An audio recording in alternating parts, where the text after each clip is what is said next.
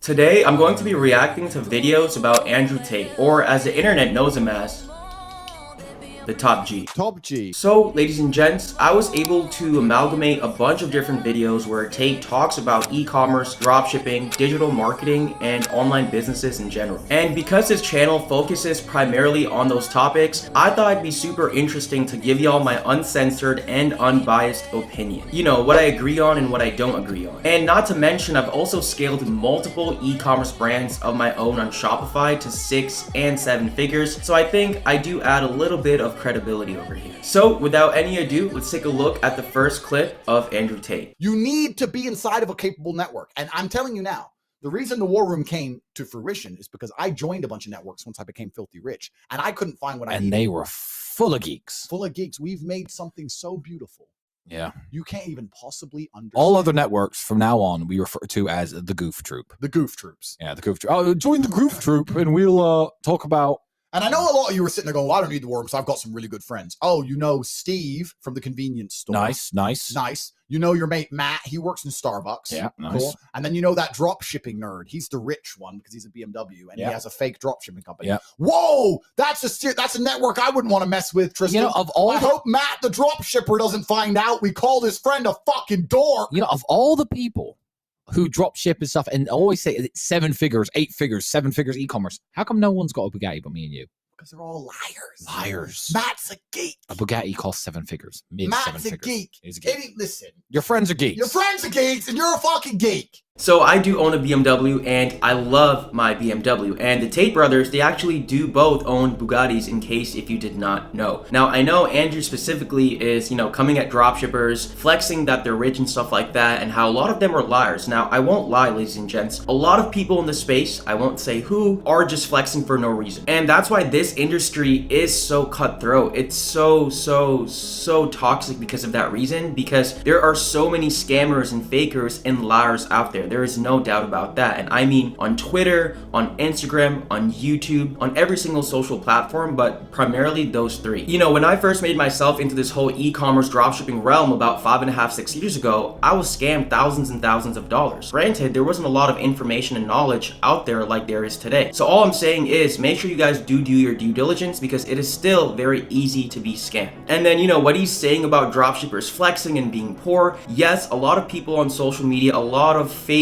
gurus are portraying the lifestyle that they do not live in reality. But on the other side of the spectrum, I know a lot of whales in the e-commerce space personally, which I'm very grateful to know and to have them be a part of my network, who are clearing, you know, multiple 7 figures a month in net profit. So yes, there are a lot of people that are making a shit ton of money in the space. Not all of them are on social media. You know, a lot of them are more low-key, more underground, if you must say. So with that being said, let's take a look at this second video. Here's how you start a makeup brand.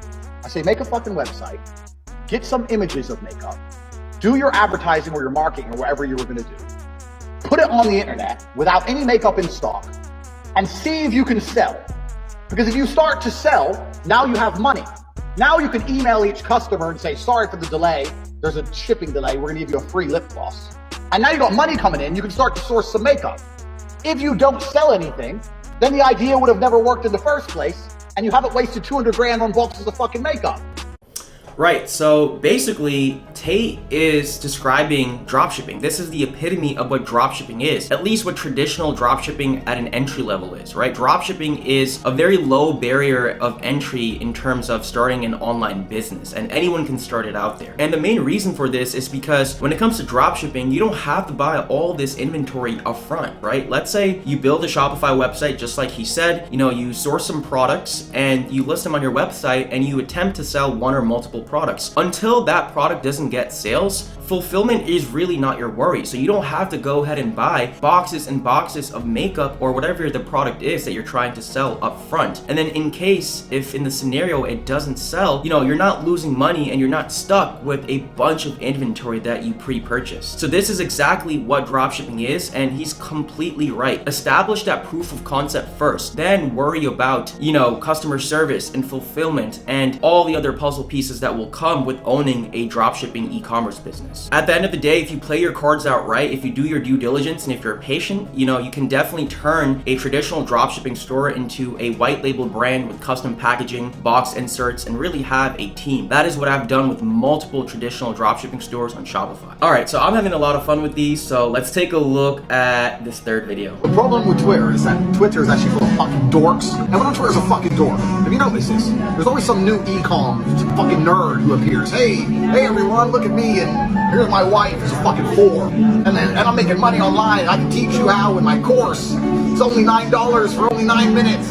Fucking bunch of geeks. They're a bunch of fucking nerds. I hate money Twitter. I hate the manosphere. They're all fucking dorks. The amount of time I click on someone's profile that says 6-figure business owner. 1, 6 figures ain't shit. Like 100 grand a year is nothing. I spend that month on fucking cigars. 2, you're lying. 3, you're a bitch. I just want to get my hands around their neck. I can't wait till I eventually meet one of these dorks. Hey Andrew, Andrew, I'm a 6-figure business owner. I'm a fucking nerd. So strength.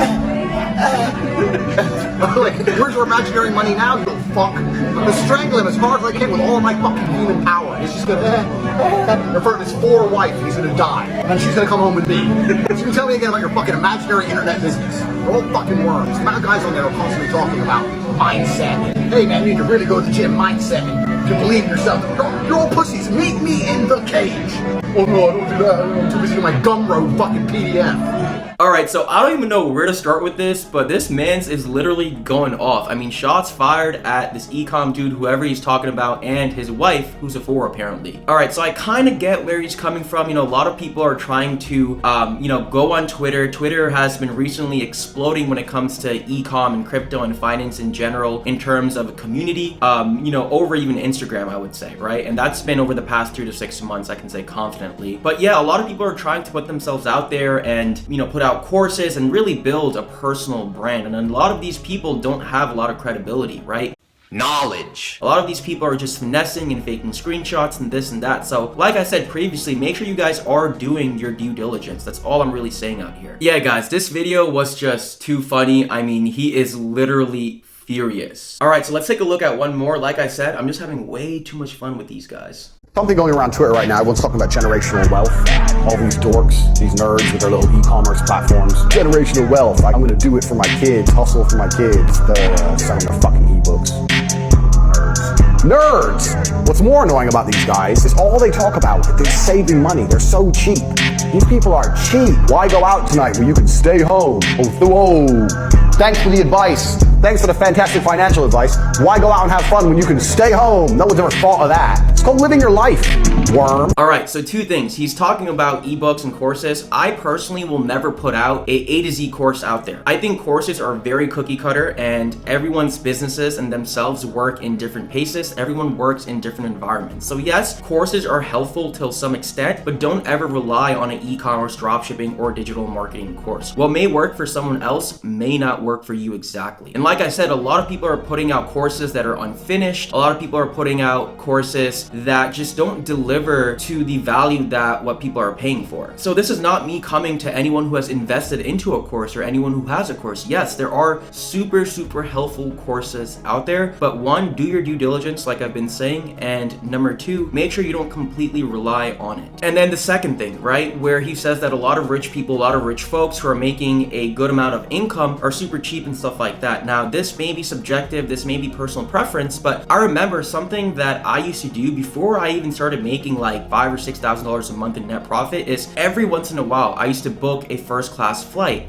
You know, I used to go to a really nice restaurant, dinner, lounge, bar, or something like that to 1, not only network with the people around me, you know, people who can actually afford that luxury, that scenario, that environment, whatever it really may be, but to really kind of put myself in that situation and feel everything, to really absorb everything, right? Damn, what does it feel like flying first class? Since I flew first class that one time, again, when I wasn't even making that much money, I always wanted to fly first class every time I got on a plane. Because again, that experience really was just engraved into me, right? Like I wanted nothing less than that, which in reality kind of just forced me to work harder so I can put my friends and family into first class flights and even myself into first class flights. So yes, spend money for good experiences. That's really all I'm saying, because age, time, experiences don't really come back when, you know, they're right in front of you.